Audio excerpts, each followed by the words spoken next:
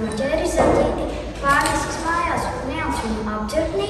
Pusdienā pārcenis aitas mājās un gājis skatīties, ko dara zaķītis. Bet tavu bēdu, zaķīšu vairs nav. Iet uz mežu meklēt zaķīti.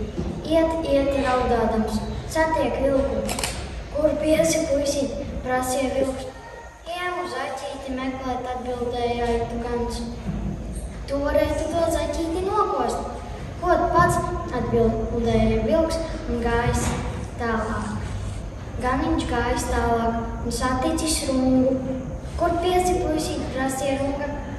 Iemu zaķīti meklēt, atbildēja aitu gans. Vilks zaķīti nekoda, tu to vilku varētu nosist. Sit pats, atbildēja runga un zēns gājis tālāk un saticis uguni. Kur piesi puisīt, prasīja uguns.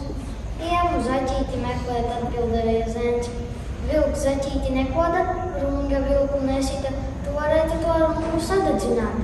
Dedzini pats, atbildēja uguns un zēns gājis tālāk un saticis upi. Kur piesi puisīt, prasīja upe.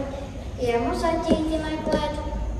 Vilks zaķīti nekoda, runga vilku nesita, uguns rungu nededzināja.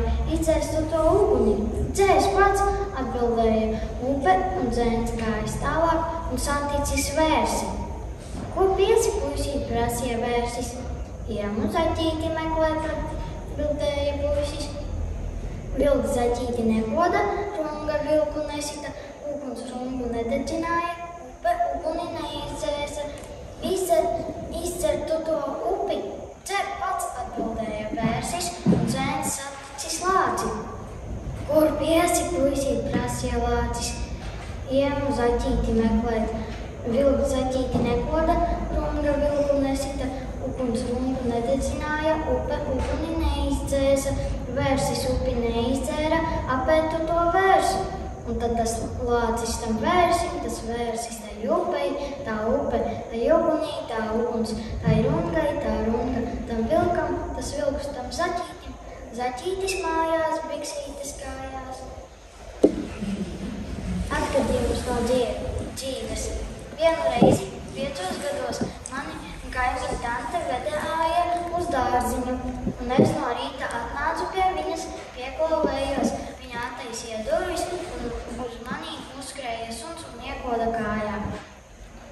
Anekdote. Strādnieks nogrīdinās sastatnēm.